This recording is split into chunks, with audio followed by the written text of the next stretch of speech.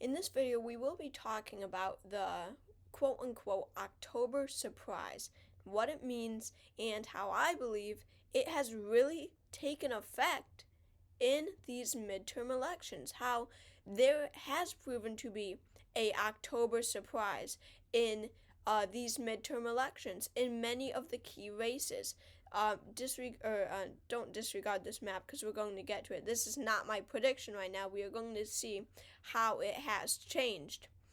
But this was my map before or during September, more so early September, and we're going to get to how it has changed so much, and how the October surprise, which has been such a huge part in the 1968 presidential election, 1948 presidential election, and all these elections in American history, and that's it has gone down in history as a very notable month, where the month of October, the last month of the campaign, how it really shakes up the race many times, and it has proven to be true once again.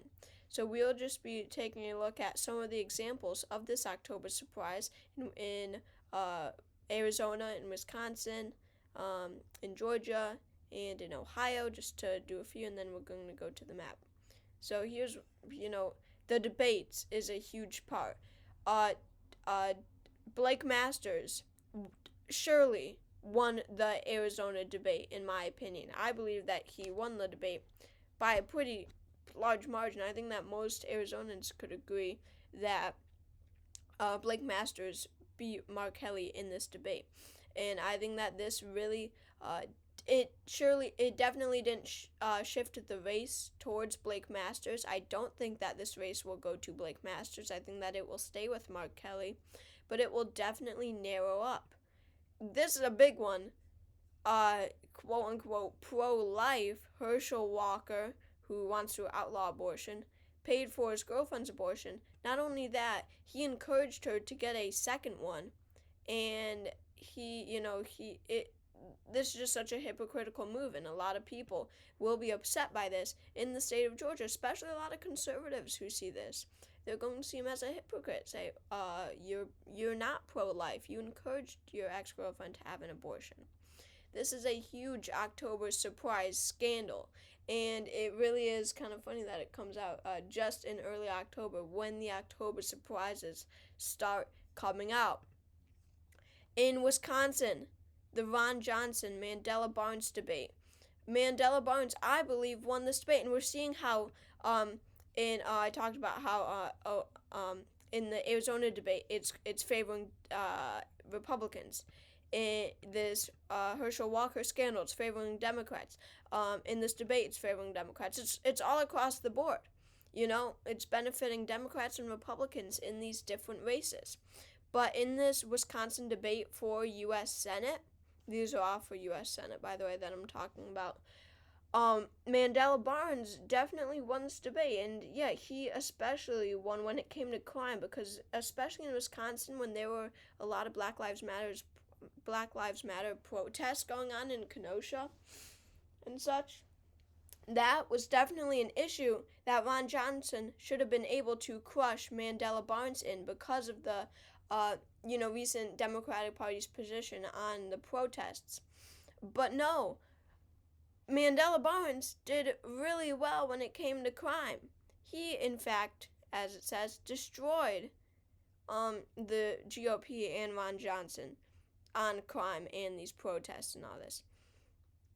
So Mandela Barnes doing well in a debate really shocked a lot of people. He did not come across as a very far left progressive like he is. He did not come off like that. He positioned himself as smart, like he knew what he was talking about, and didn't bring up how he was a hardcore progressive, He kept that to himself, and he just talked about the issues that mattered to Wisconsin, and he performed very well in this debate. Another October surprise. And one more we're going to talk about. This from September, but I just want you to get the message and get a headline on here. We're not going to listen to this one poll, but Tim Ryan has narrowed up the Senate race between him and J.D. Vance. Disregard the Governor Mike DeWine holds strong lead part. But Tim Ryan was not thought to do very well in this election. Many people thought, why is he even running in a red wave year, in a Republican favored year? This is not his year. He ran for president, did horrible. He's out of Congress. What is he doing? But according to polls and according to ads, fundraising, people, independent voters' opinions, Tim Ryan has very much narrowed this race up. He is doing very well in the Senate election in Ohio, and he is running a great campaign, while J.D. Vance, the Trump-endorsed candidate, is running a horrible one. So let's go to the map. Where did I have it in early to mid-September? I had Democrats winning 51 seats, the Republicans winning 49. I had the Democrats winning Nevada. I had them winning Arizona, Georgia, Pennsylvania, and New Hampshire. I had the Republicans winning Wisconsin, Ohio, North Carolina, if you will. So where have things changed? So we're just going to be looking at the key races and see how my ratings have changed. Let's start off with New Hampshire. I see Maggie Hassan winning by a likely margin in this race. Now, I didn't talk about this state, in those headlines that I pulled up. But I see, what changed my mind is kind of funny because one day, I was watching TV, and for some reason, it was the news channel that I was on. It was giving me New Hampshire TV, New Hampshire news, like local news for New Hampshire. I don't know what happened. Don't ask me about it. But I got a bunch of New Hampshire Senate race ads. I got some for Maggie Hassan and some for Don Bolduc. And just that alone showed me how much better of a campaign Maggie Hassan is running. She's talking about issues that matter to people, like inflation, and Democrats need to talk about that more because she doesn't align herself with Biden. Don Bolduc, not so much. He was just saying the same old stuff that Republicans do. Oh, we need to stop far-left President Joe Biden and his dangerous spending.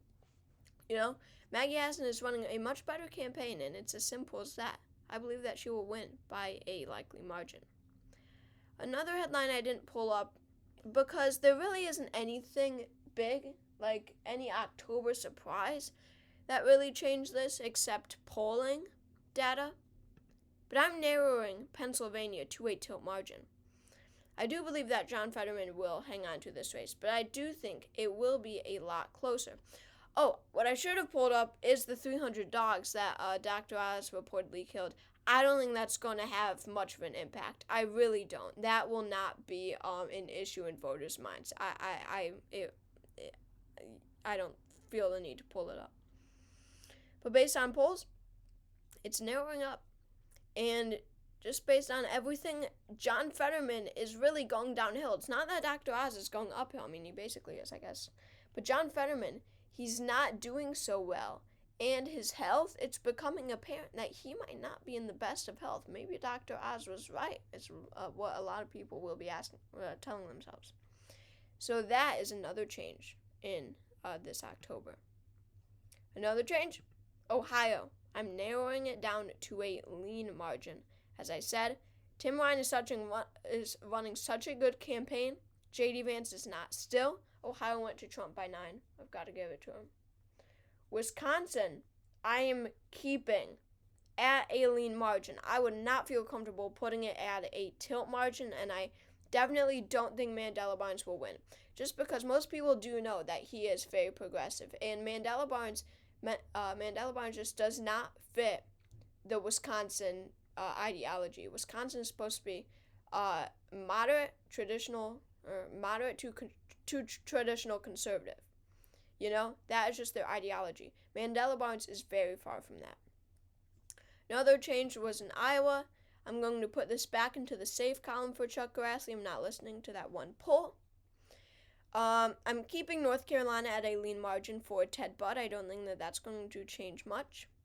And because of that, scandal with Herschel Walker, the quote-unquote pro-life, scandal, whatever, I'm moving Georgia to a lean margin for Raphael Warnock. That is a major change. Georgia for so long, and Nevada, but mostly Georgia, was the state that I was most uncertain about of how it would go. Which is kind of crazy to think now that I'm moving it into a lean margin for Raphael Warnock. I think that he will win by a lean margin after this. I mean, so many conservatives will just be so over voting for Herschel Walker with all these scandals coming out. And I think that those few will cost him big time. None of these are changing. Colorado's staying the same. Arizona is a big one because I'm narrowing it down to a tilt margin for Mark Kelly. I never thought that I would put Arizona at tilt or giving it to Blake Masters. I never thought that I would. However, after watching the debate live, I watched all of it. And Blake Masters did very well. He did better than Mandela Barnes in Wisconsin, okay? He did much better than that. He definitely won this debate by a big margin. He really showed off his debating skills. And I think that debate will have a big impact on this election, surprisingly. I think that it will cost Mark Kelly badly, but I think that he will hang on. And most important of all, Nevada, I believe, will go to Adam Paul Laxalt. I believe that Adam Laxalt will win in Nevada. And you might have seen my recent projections. In late September, I did start giving Nevada to Adam Laxalt. And there's not one specific October surprise for it, except that it is slightly shifting in some areas. It is slightly shifting towards the Republicans, like this Southwest area. It is slightly shifting.